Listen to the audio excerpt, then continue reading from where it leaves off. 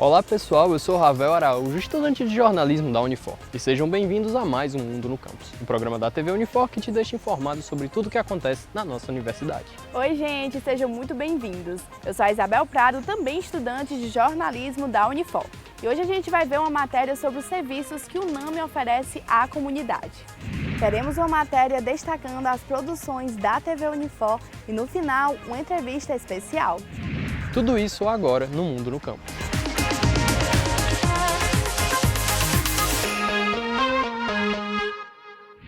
O setor de nutrição do Núcleo de Atendimento Médico Integrado da Unifor oferece serviços à comunidade de forma acessível. Os atendimentos podem ser feitos de maneira individual ou em grupo e é cobrada apenas uma tarifa social. Confere aí!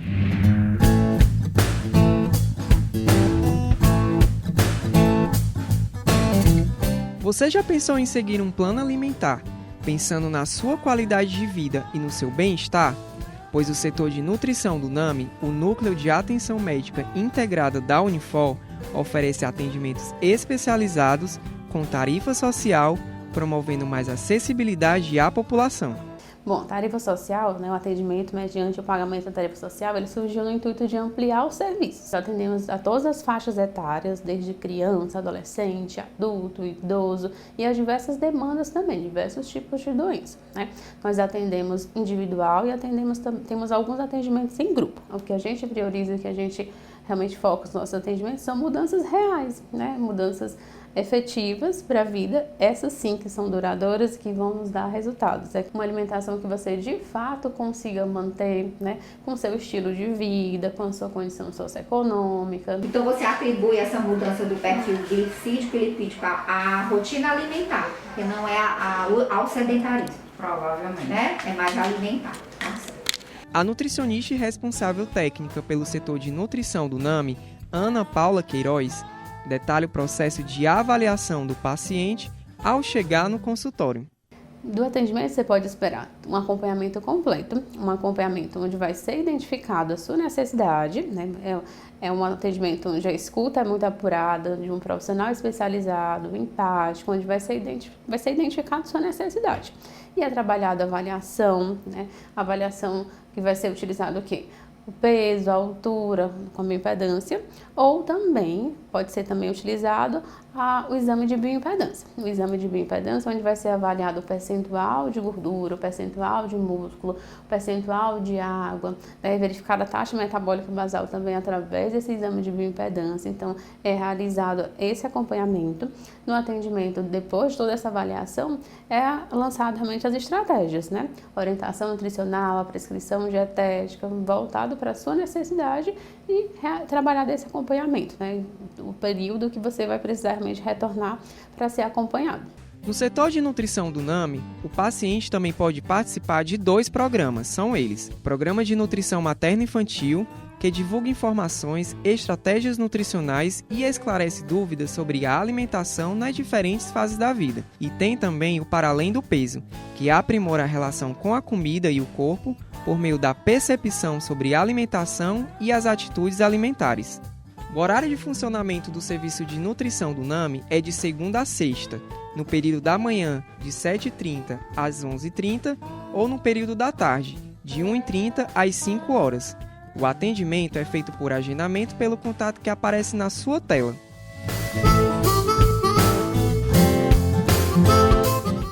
A Assessoria Internacional da Unifor promoveu eventos de integração entre alunos brasileiros e estrangeiros. Em fevereiro, os momentos integraram os estudantes intercambistas ao dia a dia no campus, assim como apresentaram aos alunos brasileiros a possibilidade de estudar no exterior.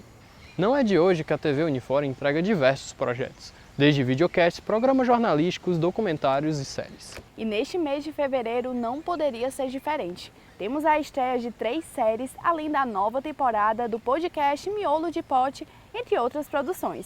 E o Ravel Araújo conta mais detalhes pra gente. A TV Unifor é um espaço para experimentação e formação de futuros profissionais que também cumpre a missão de difundir cultura e conhecimento para a sociedade, por meio de produções originais desenvolvidas por estudantes. A TV Unifor vive um momento de ebulição audiovisual, com a estreia de diversos produtos em formatos e linguagens diferentes. A emissora conta com seus telejornais semanais, o Unifor Notícias às sextas-feiras e o Mundo no Campus às quartas-feiras, que está na sua segunda temporada. Os programas são exibidos no canal do YouTube da TV Unifor, canal do YouTube da Unifor, Facebook da Universidade de Fortaleza e no 14 da Multiplay. Falando em novidade, o videocast Miolo de Pote estreou a sua segunda temporada em fevereiro de 2023, pronto para receber muita gente fina, elegante e sincera. O programa recebe personalidades do Ceará para conversar de maneira descontraída e conhecermos a vida dessas pessoas. A TV Unifor ainda produz séries, como Brecha, que nos apresenta coletivos que são responsáveis por ampliar o acesso à cultura em Fortaleza. Olhares estrangeiros que nos mostram o nosso cotidiano sob a ótica de alguém que não é natural do lugar onde mora, nos apresentando um novo ponto de vista. Já a série Tá On, que está em fase de edição, aborda o conflito da separação de um grupo de jovens durante a pandemia, tentando se manter unido durante o isolamento. O programa Identidade Nerd trata de temas da cultura geek e da cultura pop, com a linguagem mais familiar para aqueles que interagem e fazem parte desses universos. Já na segunda edição do projeto Sala de Roteiro, a TV Unifor, em parceria com o curso de Cinema e Audiovisual, oferece tutoria exclusiva do cineasta Armando Praça para a criação de um produto audiovisual. E para acompanhar este novo momento, todas as nossas produções podem ser conferidas nos canais do YouTube da TV Unifor e da Unifor, no Facebook da Universidade de Fortaleza e no canal 14 da Multiplay.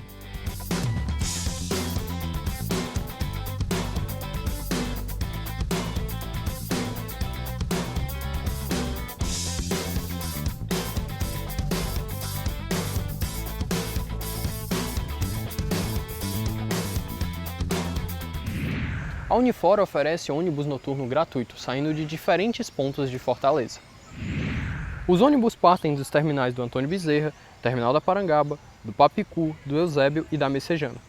As rotas operam em período noturno. Além destes, a Unifor também oferece transporte de ônibus gratuito nos períodos da manhã e tarde para o Complexo de Medicina Veterinária. Para conferir os horários, rotas e demais informações dos serviços, acesse unifor.br. O programa de pós-graduação em Direito Constitucional da Unifor realizou um workshop com o professor chileno Felipe Paredes.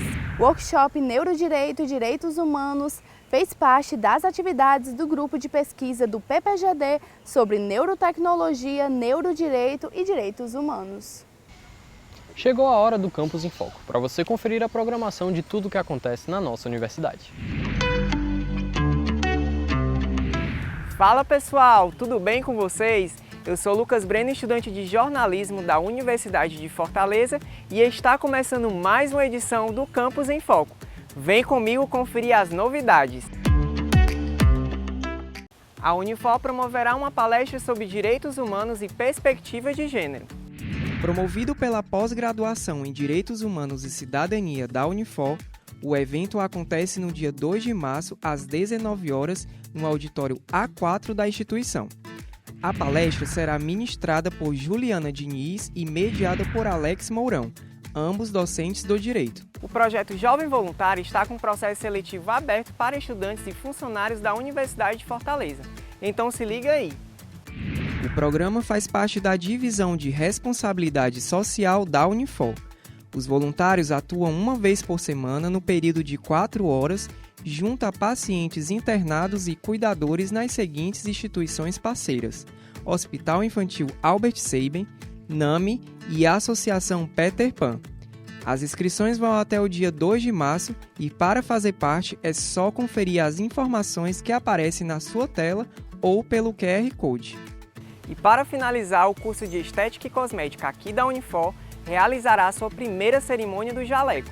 A solenidade marca um capítulo importante na jornada acadêmica e profissional dos estudantes do curso de Estética e Cosmética da Unifor. O evento acontecerá no auditório da Biblioteca Central às 18 horas.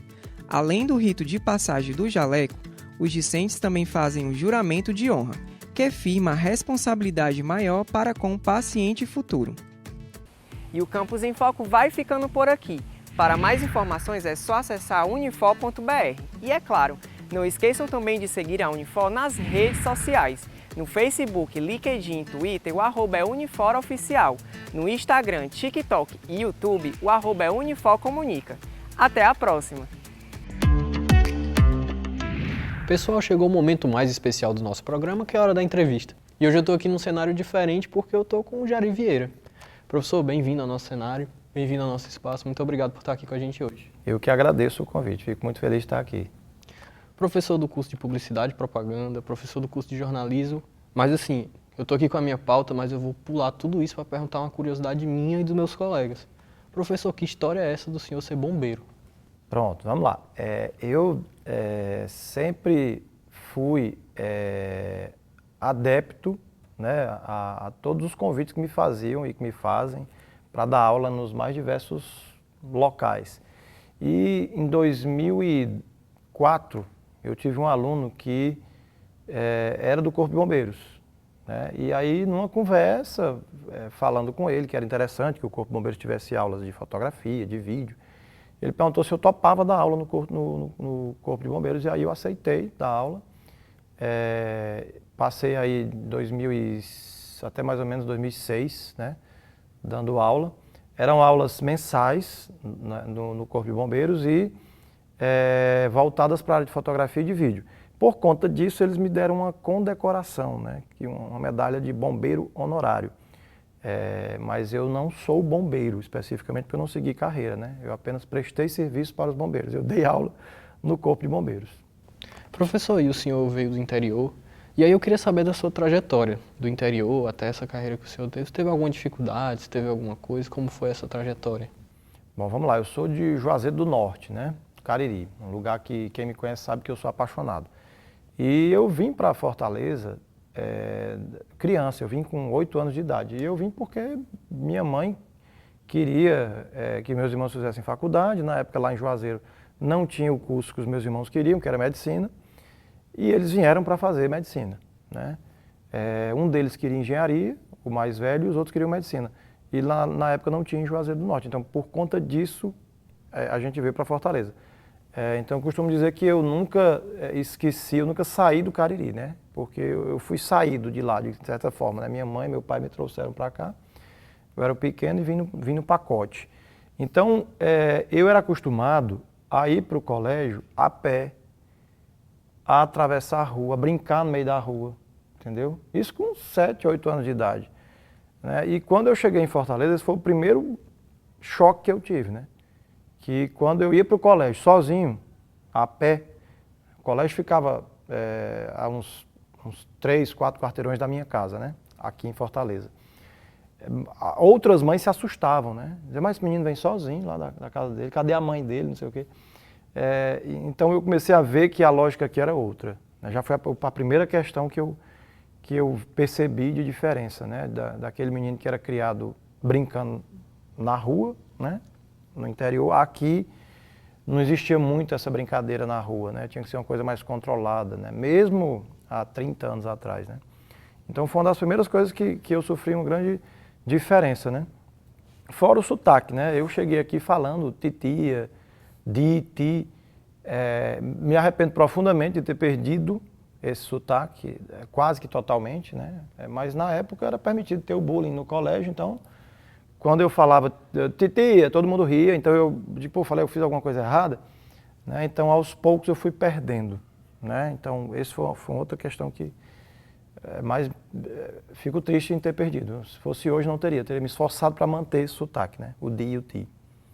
Indo mais para frente, como foi que o senhor decidiu a carreira que ia seguir profissionalmente? Como foi essa decisão?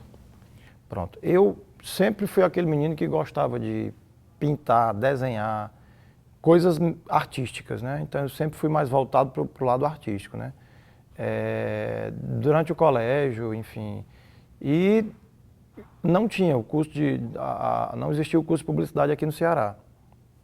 E aí eu cheguei a ver, na época, o curso de arquitetura, porque tinha disciplinas de desenho, né? Eu digo, isso aqui tem um pouco a ver comigo, talvez desenho, enfim, não sei. Mas eu digo, não, mas não é bem o que eu quero, né? Então, como foi que eu cheguei no curso de Comunicação Social de Publicidade e Propaganda? Eu cheguei através da minha vontade de querer trabalhar com algo voltado para a imagem, que eu não sabia especificamente o que era. Se era desenho, se era cinema, se era fotografia, vídeo, enfim. E aí, quando a Unifor abriu, em 97, eu digo que eu olhei o fluxograma das disciplinas e digo, rapaz, é isso aqui que eu quero. Acho que agora é aqui que eu me encaixo, né? Mas antes, eu já tinha pensado em outros cursos e passado por outros cursos também. Não foi a minha primeira graduação, não. Durante o colégio, em momento algum, passou pela minha cabeça o curso de Publicidade e Propaganda. Por isso que é tão importante hoje, quando a gente visita um colégio, ou quando um colégio vem aqui na universidade, conhecer, né? Porque tem gente que não tem a menor noção do que é que faz um curso de publicidade ou um curso de jornalismo, acha que um jornalista só entrevista e apresenta programa, acha que um publicitário só faz outdoor, enfim, e é uma coisa que vocês sabem que é muito mais ampla do que tudo isso. Então eu não tinha essa noção. Na minha época eu queria fazer direito, arquitetura, aí tinha uma certa dúvida com relação às áreas de engenharia, mas enfim, nunca passou pela minha cabeça publicidade, por mais que eu sempre tenha sido uma pessoa voltada para as artes. Eu só fui entender que aquilo era o que eu queria quando eu vi o fluxograma das disciplinas. E essa questão de ser professor da parte do ensino, como foi que decidiu, quando foi, como foi essa decisão? Eu sempre gostei de ensinar, né? Mas eu nunca gostei de falar muito em público. Isso aí, apresentar trabalho na sala de aula, nunca gostei, nunca fui fã disso. Mas no colégio, eu dava aula particular para os meus colegas, né? Aula de matemática, bora ali, né? Aula de ciências, reunia os meninos lá em casa e eu dava aula para eles. E eu comecei fazendo isso, olha que interessante, porque a minha mãe sempre me disse, você só vai brincar depois que você fizer seu dever de casa. E aí eu botei na cabeça que eu digo, meu irmão, assim que eu chegar em casa, eu vou fazer logo esse dever de casa para ir brincar. Só que eu fazia, os meus amigos não. Aí eu ia para a casa deles, eu digo, bora, Ravel, bora fazer teu dever de casa, mas bora, eu te ensino aqui. Então começou dessa forma, né? Eu queria cumprir logo a obrigação de fazer o dever de casa para poder brincar, né? E aí eu acabei, quando eu vi, eu estava dando aula ali para 5, 6 colegas da sala de aula, né? Aí o tempo passou, e aí eu não sei se está no seu script, mas eu também fui professor de forró. Então eu fui fazer um curso de forró, porque era uma febre na época. Eu estou falando aí de 94, 95, 96, certo? Forró, lambada. E eu digo, vou fazer um curso para aprender. Fiz um curso numa academia lá próxima onde eu morava, no bairro Rodolfo Teófilo, certo? Mais conhecido como Parque Araxá, certo? E aí o professor me convidou, pai, tu não quer dar aula junto comigo não, tal, porque tu dança bem e tal, não sei o que, eu digo, bora. E aí eu comecei a dar aula e na época Fortaleza tinha um leque de várias casas de show de segunda a segunda, né? Vocês não conheceram, a geração de vocês não conheceram, mas tinha um leque de casas, Pirata Bar, aí tinha Clube do Vaqueiro, Parque do Vaqueiro, um Cantinho do Céu, Cajueiro Drinks. Então, quem tem de 30 mais vai entender. E aí, ele me chamava, ele disse, olha, você vai vestir a blusa da academia, tem um número, você vai lá para o Cajueiro Drinks e eu vou ficar anotando com quantas pessoas você dançou, né?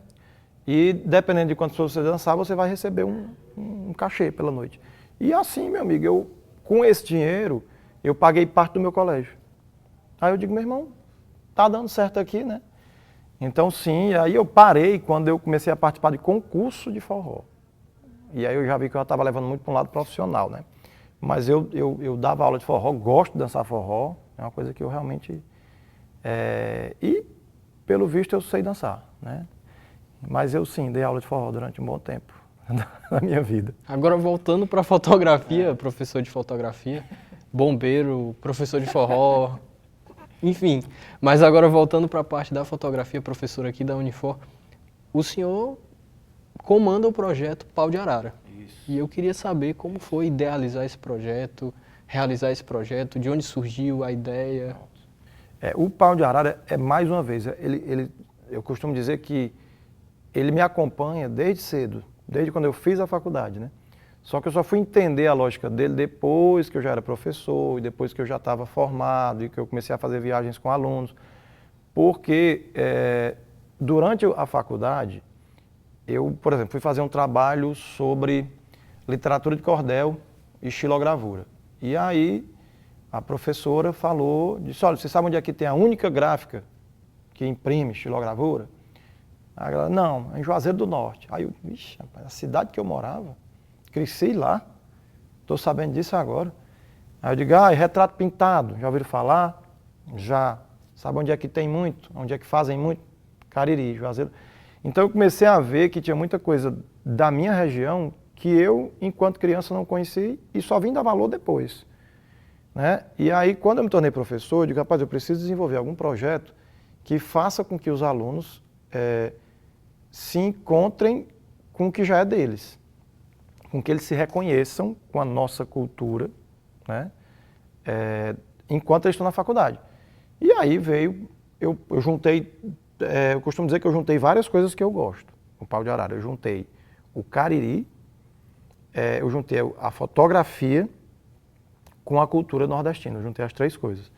Então, através da fotografia, eu levo os alunos para cidades do interior para que eles possam se reencontrar com a cultura que já é deles, a nossa cultura do Nordeste. Então, aí eu levo ele para conhecer Expedito Celeiro, conhecer a Fundação Casa Grande, em Nova Olinda, né? A gente já levou também para o Museu do Gonzagão, em Exu. Então, Centro Cultural Mestre Nosa, para que vocês conheçam o que já é de vocês. E não se espantem de um dia ver num livro aquilo que estava bem pertinho de você, como eu me espantei durante a faculdade. Então tem até um lema do Projeto Pau de Arara, que é o slogan do projeto, né, a frase de efeito, que foi dado por um aluno, inclusive, né? Que Projeto Pau de Arara, ir perto para ver longe. É mais ou menos isso, é o que eu tento fazer. Então, assim, o Projeto Pau de Arara já está na sua 18ª edição, né? Ele surgiu em 2004, de uma maneira completamente aleatória. A gente alugou uma Topic para ir no centro da cidade de Fortaleza, conhecer as praças da cidade de Fortaleza, né? Fotografar. E aí, com o tempo, a gente pensou num nome, um safari fotográfico. Um safari não tem nada a ver com a gente. Passeio fotográfico. Beleza, é um passeio fotográfico. Mas o que mais? Um nome que tem a ver com o Nordeste, com o meio de transporte do sertanejo, Pau de Arara. E aí, assim, foi dado o nome. Geralmente acontece no final de cada semestre.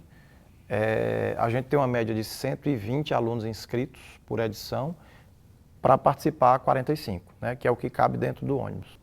Então fica aí o convite para os alunos, é um projeto extremamente enriquecedor, então fica aí o convite para os alunos para participarem do projeto. E agora falando sobre um outro projeto do senhor, queria saber sobre o Padim Cisso pelo Mundo. Padim pelo Mundo. Isso, Padim pelo Padim Mundo. pelo Mundo. Bom, Padim pelo Mundo é um projeto que eu não criei, na realidade ele chegou até mim. Então, em 2016, a minha avó faleceu. E eu era muito apegado a ela, né? Enfim, tenho um carinho enorme por ela até hoje. Ela faleceu com 92 anos. E ela me deu um padiciço de 6 centímetros de altura, desse tamanhozinho aqui. Que ela me deu, eu guardei. E sempre foi uma pessoa que sempre demonstrava para mim o amor que ela tinha pelo Cariri, o amor que ela tinha pelo Padre Cisso. Ela transmitiu isso para mim.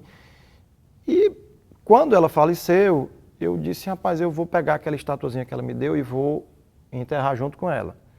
Vou colocar junto do túmulo dela, do caixão. No dia, né, que foi 13 de novembro de 2016, você, meu amigo, você só quer que passe. Quem já perdeu um ente querido aqui sabe como é que é, você só quer que passe. Né? Você fica ali chorando aos prantos, enfim. E eu fui responsável por falar, eu fui orador, né, no velório dela, no enterro. E eu não quis nem olhar para o caixão descendo ali, né? Aí quando terminou o enterro, né, que eu vi que já tinham selado lá o caixão, eu virei para olhar, e aí quando eu virei para olhar, que eu coloquei a mão no bolso, eu me toquei que eu tinha ficado com o Padinho. Eu disse, puxa vida, o Padinho ficou no bolso aqui. Ali no susto, ali no desespero ali de querer que passe logo e tal, e chorando, eu me esqueci de tirar e colocar lá no caixão, até mesmo porque eu não queria nem olhar. E aí um irmão meu disse, Jari, se acalma, se ficou com você é porque ela queria que ficasse, pense assim. Aí eu disse, então beleza, eu vou criar uma maneira de homenagear ela com esse Padim. Eu tinha uma viagem marcada para a Europa, eu ia para Portugal e para a França. E aí eu fui pensando, eu disse, rapaz, eu vou esperar um momento muito importante nessa viagem, vou bater uma foto com o Padim e vou escrever. Se cheguei até aqui, foi graças a você, papai, em homenagem a ela, né? E assim eu fiz. Eu postei a foto na Champs-Élysées, na virada do ano 2016 para 2017. Eu pedi para uma amiga minha segurar o Padim e eu tirei a foto quando a multidão vinha na minha direção. Essa foto eu postei na virada do ano. E aí postei, escrevi um texto, fui dormir. Para quem não sabe, o Ano Novo fora do Brasil, na Europa, acaba 00:05, ou seja, virou o ano, acabou. Não tem festa, não tem mais nada. Não é que nem aqui no Brasil, não. E aí, no outro dia, tinham várias mensagens, muitas curtidas, muitas. As minhas fotos geralmente recebiam 300 curtidas, essa recebeu 500. E muita gente perguntando que projeto era esse, o que era isso. Aí eu digo, não, não é nada não, é só uma homenagem que estou fazendo para minha avó. Eu disse, mas bate mais fotos, tira mais fotos. E aí eu fui tirando mais fotos, tirei fotos no Louvre, tirei fotos no Palácio de Versalhes, enfim. E fui tirando mais fotos, e aí as pessoas perguntando pelo nome. Quando eu cheguei em Fortaleza, alguns jornais vieram me entrevistar. E aí, mas como é o nome desse projeto? E aí eu digo, não, eu levo o Padim pelo mundo. E aí ficou. Eu me lembrei de um programa que passa, se eu não me engano, na GNT, que é Pedro pelo Mundo. E aí eu digo, rapaz, vai ficar Padim pelo mundo. E aí ficou, Padim, hashtag Padim pelo mundo. Hoje já tem mais de 100 fotos. O Padim já visitou aí mais de 10 países e mais de 100 lugares diferentes que eu fiz fotos diferentes. Mas postadas no meu Instagram, deve ter umas 40. Eu guardo essas outras aí para um dia fazer uma exposição, lançar um livro, uma coisa desse tipo. Esse é o Padim pelo mundo. E indo para a nossa última pergunta, de todas as valências que o senhor tem, tá à frente do Projeto Pau de Arara, professor, bombeiro honorário, professor de forró, eu queria saber se o senhor pensa qual é a principal missão do senhor como profissional. A minha principal missão como profissional é fazer com que as pessoas se encontrem com o que elas realmente são. Então, eu acho que, beleza, eu ensino fotografia, é uma coisa que eu faço, se você quiser dizer, onde é que você é mais feliz? É dentro de uma sala de aula, no ambiente de sala de aula. Quando eu digo dentro de uma sala de aula, é um ambiente onde eu estou transmitindo aquilo que eu sei para outras pessoas, né?